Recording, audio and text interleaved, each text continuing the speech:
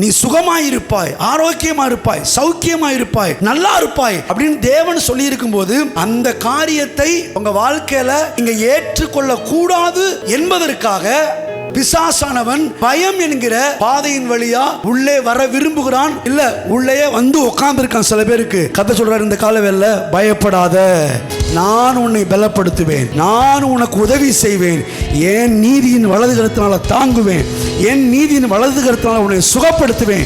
Bible சொல்லுகிறது, பிணியாளிகளை குணமாக்கும்படி தேவனுடைய கரம் சபையிலே நீட்டப்பட்டிருக்கிறது.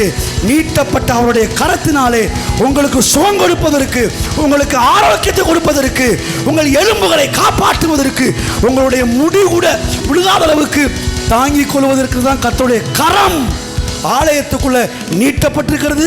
உங்க வீட்டிலையும் உங்களை தாங்கி கொண்டிருக்கிறது.